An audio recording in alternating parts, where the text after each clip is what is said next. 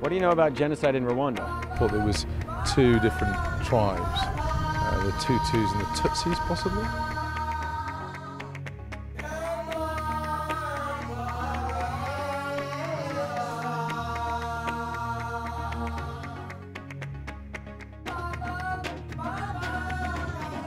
It's a horrible thing. I mean, you hear about the death squads killing kids and people just for no reason at all. It was the two tribes, Tutsi and Hutu. There was a Hutu president at the time that was very favorable to both groups, and he sort of met his demise in a plane crash or something.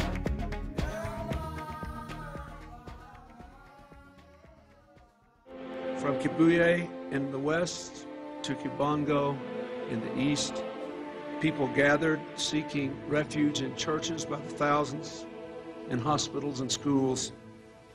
And when they were found, the old and the sick, women and children alike, they were killed.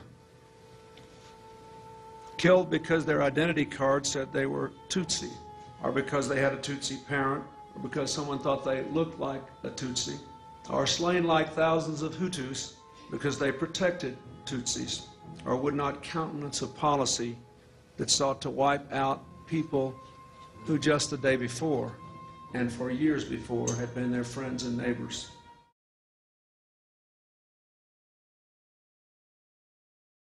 Ndababaye kubera ko mfite iyo ntangiye kurakonta l'histoire yo mu Rwanda nkibuka ukuntu bishe umugabo wanje kugeza ubu akaba nabamwishe batarigeze bakurikiranwa ahubwo bakavuga ngo abatutsi ngo nibo bapfuye bonyine kandi n'abahutu harimo abapfuye kuki batavuga umuntu hano irandege ko hariho n'impamvu yaturutse yo kugira ngo abantu benshi bapfe hariya mu Rwanda uwo muntu nawe agacibwa urubanza kimwe n'abandi.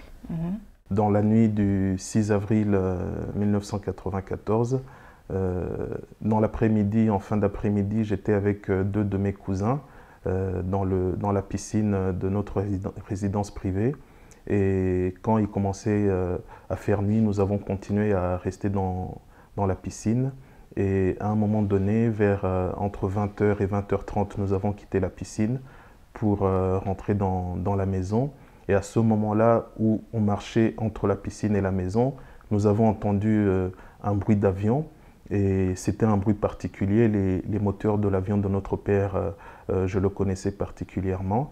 Et à ce moment-là, il n'y avait pas d'autres avions de ligne qui étaient attendus à Kigali. Et donc j'ai dit à mes cousins, c'est l'avion de papa, donc attendons qu'il passe au-dessus de nous et puis après on rentre dans la maison. Et donc c'est à ce moment-là que, en même temps qu'on voyait l'avion approcher, c'est à ce moment-là qu'on a vu des tirs de missiles tirés vers l'avion et à la fin, les tirs ont atteint l'avion et l'avion a explosé en l'air et les restes sont venus tomber dans notre résidence. On a même raconté que c'était Madame Abiyarimana qui avait commandité l'attentat. Certains ont dit ça, qu'elle voulait divorcer, qu'elle ne trouvait pas de moyen de divorcer du président Abiyarimana. On a tout entendu. Alors que s'il y a bien une chose qui est claire aujourd'hui, et dans les semaines qui vont venir, les mois qui vont venir, ça va je dirais encore plus apparaître au grand jour, c'est que le président Abiyarimana a été abattu, que l'avion est tombé sur la résidence où se trouvait Madame Abiyarimana et ses enfants. Kugira ngo byihute, perezida yapfuye ku itariki ya 6 saa 2 n'igice kuko izo misiri narazumvise. Iryo joro inkotanyi zica abantu ku Kicukiro n'i Remera no ku Kacyiru zitangira kwica abahutu no kugeza mu gitondo. Abahutu nabo bakoze reaction bica abarwanashyaka bo muri FPR. Noneho rero byabaye nk'uko nibyo njya mvuga, byabaye nk'intambara ya 14 na 18 ragera 14-18 yatewe n'iki nuko bishe archiduc n'umugore we archiduc de Vienne. La mort de l'archiduc de Vienne et l'impératrice bamaze kuba assassiné à la Bosnie, je crois, intambara la première guerre mondiale a éclaté. N'ibindi nuko byabaye à peu près.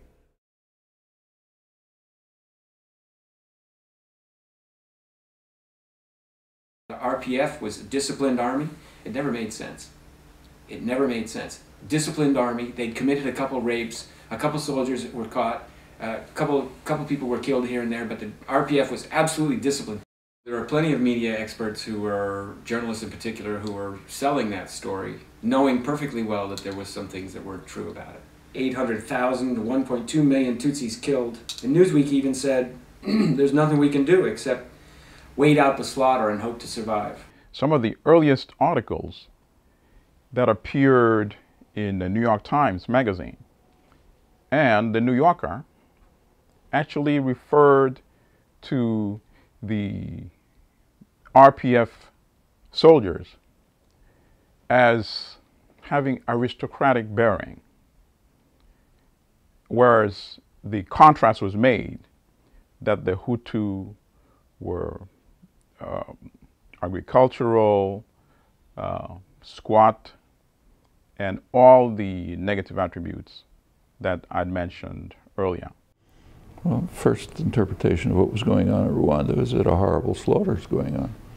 And I think that was pretty obvious at the time. It's even more obvious today. Yes, it was a shocking slaughter. The standard version was Hutus were carrying out a mindless killing of Tutsis. I saw no reason to question that. There were pogroms, there were massacres by both sides, disinformation on all sides. At the elite level, as you go down the food chain, people are scared regardless of ethnicity, regardless of region, religion, whatever cleavage you want to choose. Rwandans were caught up in the violence. So it's absurd to say that only Tutsi are victims. The RPF first, when it invaded Rwanda, it killed Hutus and the Tutsis, which means that it did not invade Rwanda to save Tutsis. Tutsis who had been left behind, those Tutsis who remained in Rwanda in 1959, 1973, those were not the aristocrats. The aristocrats are Kagame and his associates. They don't care about those people. Did Kagame give order to shoot down this aircraft or not? Who is Kagame after all? Is he innocent in what has happened in Rwanda? In what has happened in Congo? Is he really innocent? Or he is a criminal?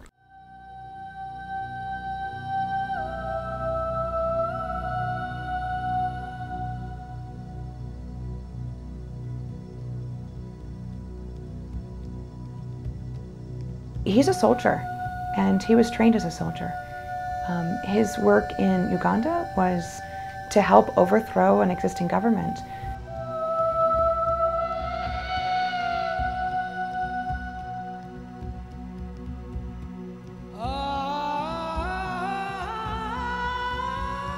According to the U.S. ambassador to Rwanda, Robert Flotten, who testified in our case, in this late November 1993, he specifically told Paul Kagame that if Kagame resumed the war, he would be responsible for deaths on the order of the hundreds of thousands of deaths that were occurring at about the same time in Burundi after the assassination of the Burundian president.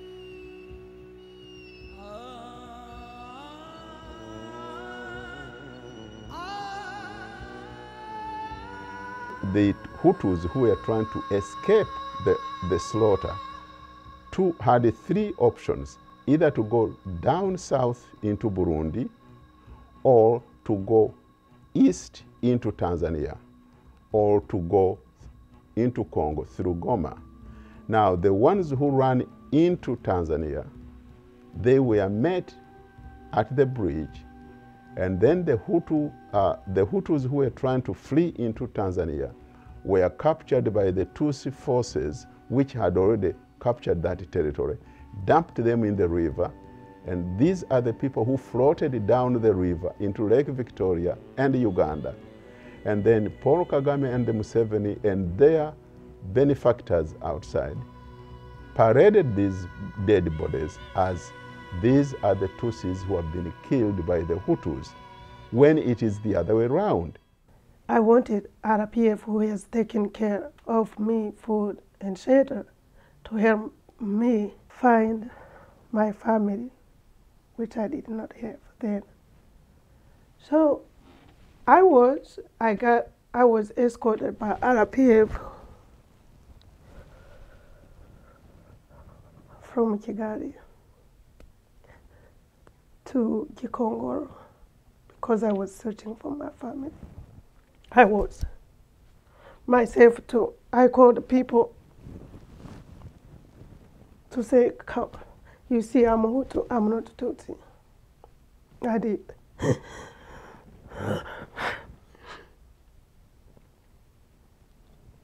They didn't kill me, so the people came.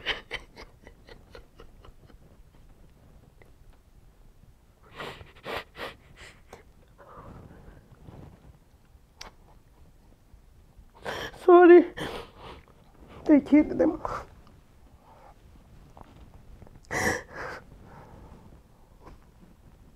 I'm guilty. So when I saw them killed, I never called again. So I had to shut my mouth.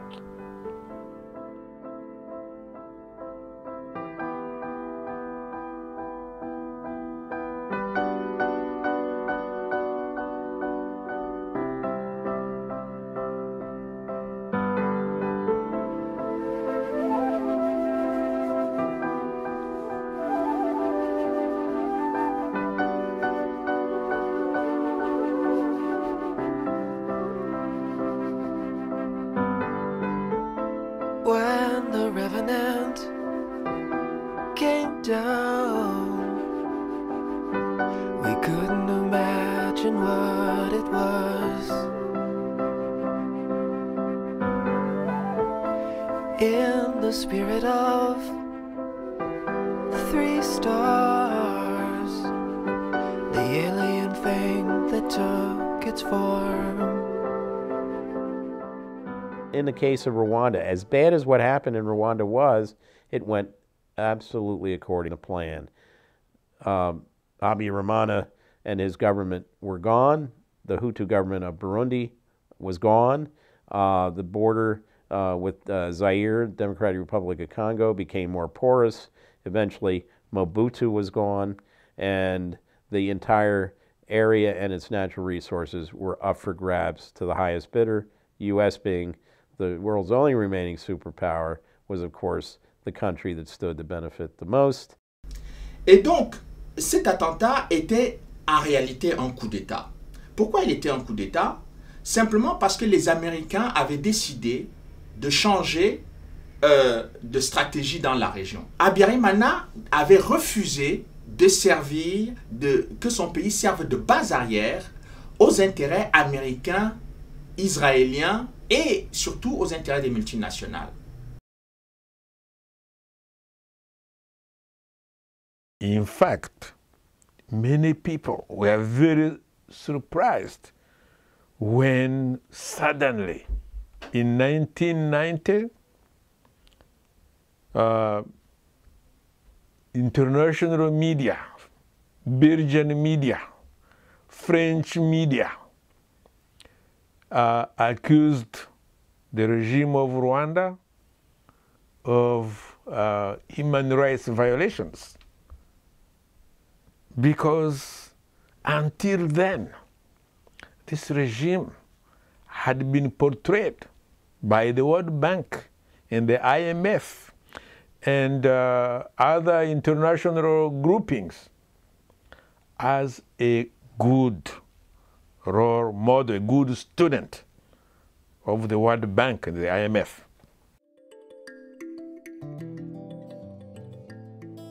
Why is Rwanda being allowed to be invaded by Uganda? Uganda had actually launched a war of aggression in 1990. And I said it then, and I maintain it up today. Had that war of aggression been dealt with, and had it been halted, the mass killings typically referred to as the genocide of 1994 never would have occurred.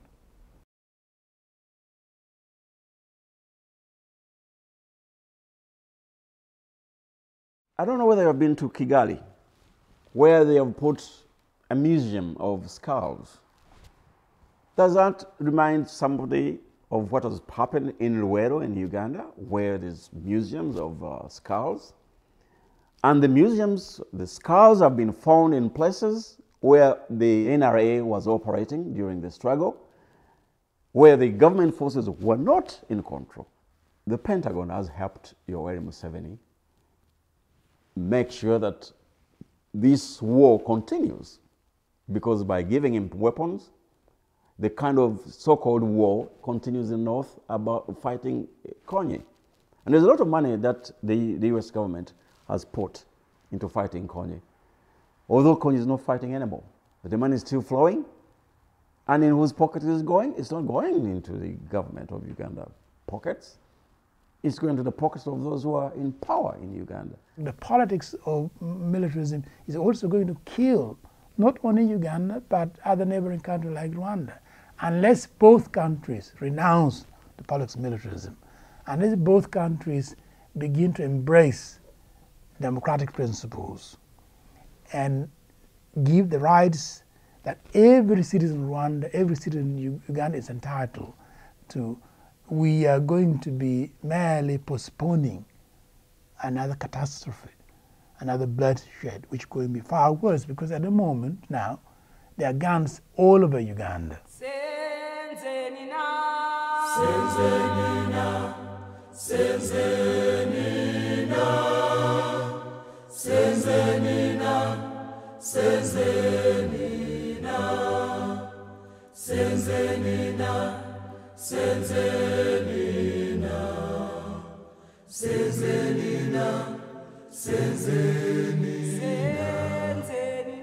Senzenina, Everybody is saying that 8 million people have been killed in DRC. 500,000 women have been raped, but no one is pointing the finger in the right direction. All these things are happening because we have someone called Mr. Kagame. He is the only one who is training his Tutsi militia, sending them in the DRC to create instability in the eastern part of the Congo, so that he may occupy that part of the Congo. Rwanda and Uganda, with the support of the United States, including weapons and soldiers that worked with them and marched with them all the way into the Congo, invaded the Congo. They have been occupying the Congo since 1998. The world is keeping quiet. The world is keeping quiet because the world is participating in this Holocaust. The whole world is participating in this Holocaust, including the United Nations. And shame on us, shame on the world, shame on every human being that has some kind of power to stop this, and it is not stopping this, beginning with the superpower, the United States. Shame on us.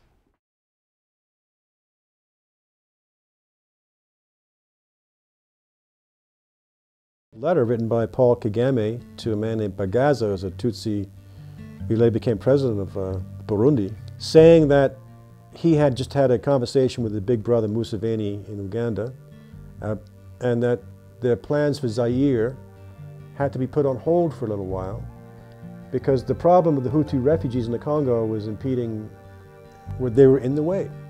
So we went in a meeting, State Department meeting. The decision has been made to declare a war against those refugees. It's this girl that she was riddled with bullet wounds, like she was just, shouldn't have been walking. It's like Bonnie and Clyde's car. She was just all shot up. And she came over to me and like a ghost, she just put her hand out to me and she said, "Don't you go anywhere." Well, I wasn't going anywhere because it was like, you know, I would have been cut in half by bullets myself. And then she went and got her older sisters, and I think her mother was an older woman, And like a little gaggle of geese, she brought them across through all the dead, all the bullets, and she kept on getting hit by more bullets, but none of them did. And then she just settled them around me, and she said, "Now you get them out of here." And she put her head down on my chest, and she was all hot. And then within a few seconds, she was cold, and she died. And that was, my whole life, that was the bravest act I've ever seen. And that girl hadn't done anything. She couldn't have possibly been part of any genocidal massacres. The RPF started shooting on a refugee camp where probably 100,000 of refugees on the shore of the river. So we put the raft in, and we were stuck on a huge rock in the middle of the river. And what we could see on the other side is people being killed, the bombs are falling on the shores of the river, people are running in the forest. And I was like, well, we'll never be able to leave again. This might be my last time. To my mind, I was like, no, I don't need assistance. What I need is to escape. What I need is to get away from this Hutu and Tutsi conflict because it's bigger than me.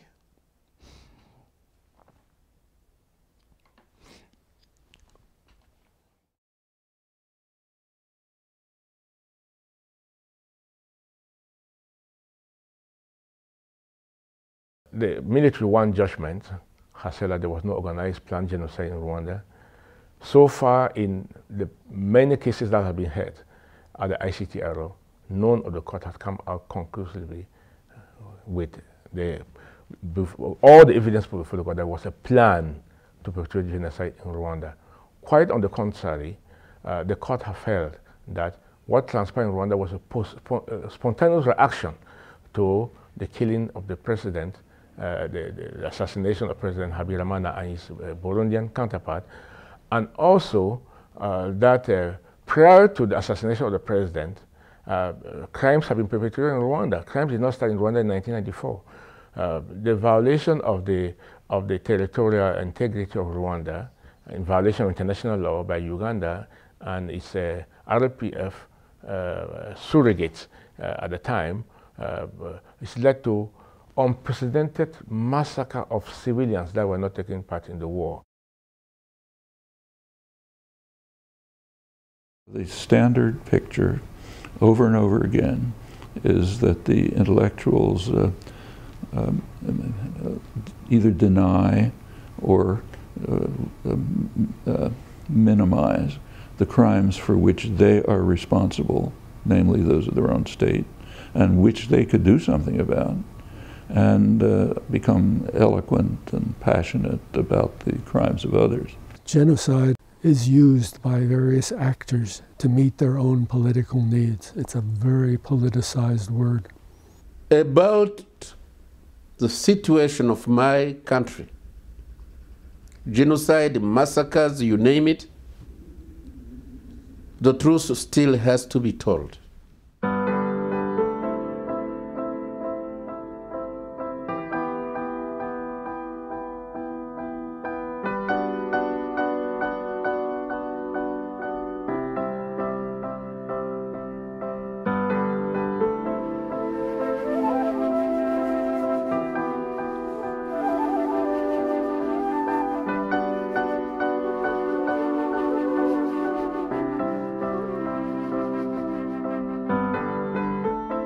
When the revenant came down,